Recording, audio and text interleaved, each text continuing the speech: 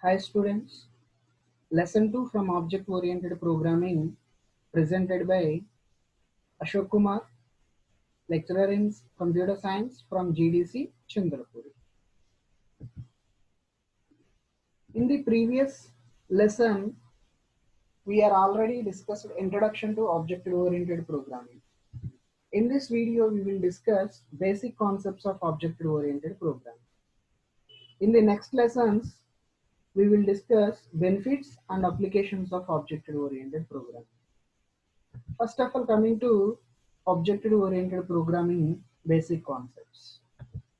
The basic concepts of OOPs are object, class, abstraction, encapsulation, inheritance, polymorphism. All these concepts we are simply referred as OOPs concepts. Among all these, few terms like object and a class are already discussed in the previous video, but we will discuss these two terms also briefly now. First, object. Object means a real world entity or an existing thing. Every object have properties and as well as behavior. The common examples: pen, chair, table, car, person, student, etc. all are referred as object in our real world. Next one is class.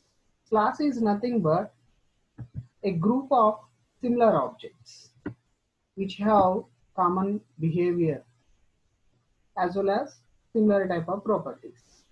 Shortly, it is a template or a blueprint describes the object's behavior.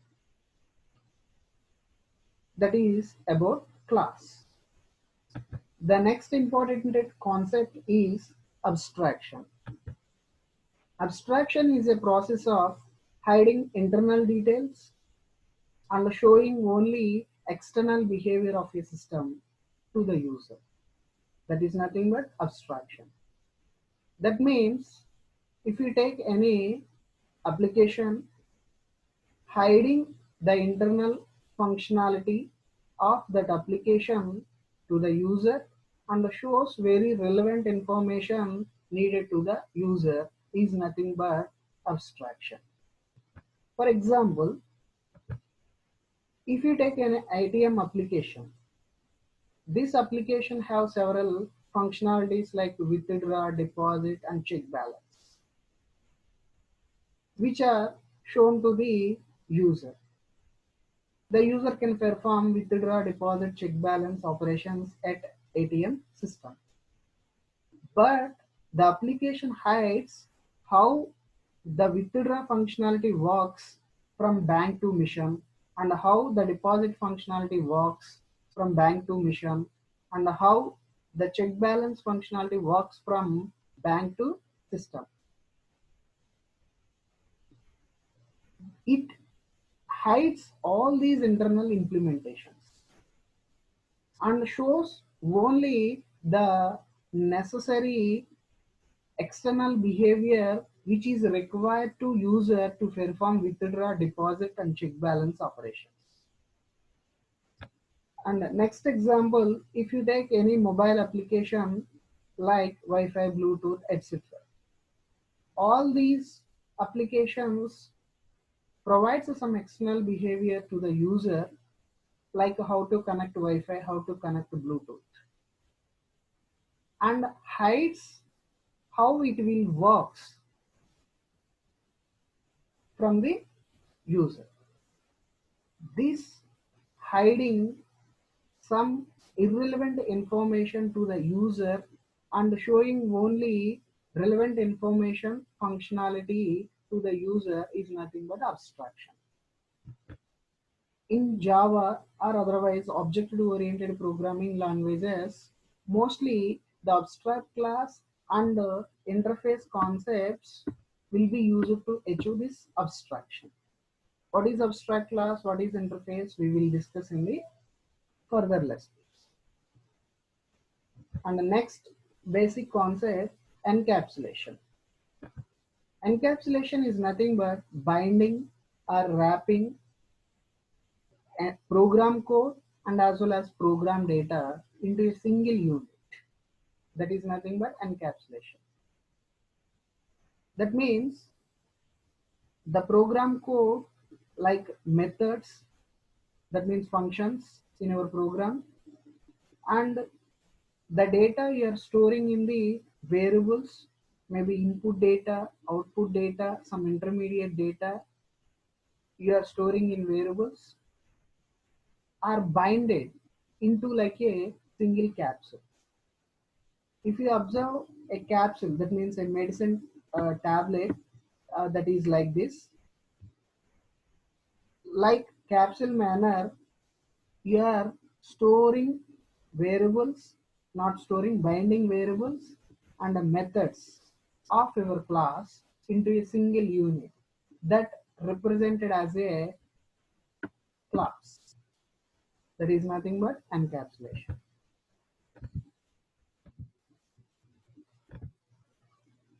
In Java, the encapsulation can be achieved by using the specifiers. One is private and public, protect. All these specifiers meaning and how it will work for achieving encapsulation will be discussed in the next lesson. And the next term, inheritance. Inheritance is nothing but deriving a new object or class from existing object or class. Observe the picture 1 here. There are two objects called as parents and another object is called as a child. The child object is derived from the parent object. The child object is created from the parent object. So this is a very formal example of the inheritance.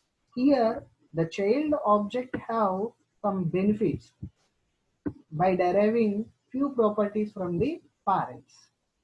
That means the child have inherits few properties like color from the parents, genes from the parents, and some wealth from the parents, and some other behavior from the parents. Similarly, in our programming language like Java, we will create a class A and we will derive from the class B from class A. And from class A deriving class B, from class B deriving class C. And similarly, from class A, we will derive class B and class C. All these are some forms of inheritances. We can observe simply here deriving a new classes from the existing classes. The main use of this inheritance is code reusability. That means no need to rewrite the similar type of code many times. And as well as it is used to achieve runtime polymorphism also. And the next one is polymorphism. Polymorphism means showing one thing in many forms. Only one thing shown in many forms. Or otherwise, one task is performed in different ways. That is nothing but polymorphism. For polymorphism in Java, we will use method overloading, method overriding for achieving the polymorphism. The common example to understand very clearly about polymorphism, observe this picture. Here different kinds of animals, duck, dog, cat, person, etc. All have speaking nature. The man will speaks and the duck speaks like quack quack. The cat speaks like meow meow. The dog speaks, that means box, but all are performing same functionality, but the output of that functionality have different forms. So only one thing speaking have different forms if you observe among all these animals. And similarly, if I take an example, another example, 2 plus 2 equal to 4. And another one is another example, Ram plus Kumar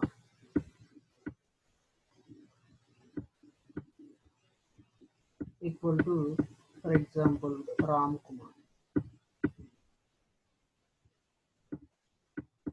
Observe here where I am using a plus symbol for addition of integers as well as the same plus symbol for addition of two strings. Here the plus is an operator that shown to perform two kinds of operations. That means one thing in many forms. This nothing but polymorphism.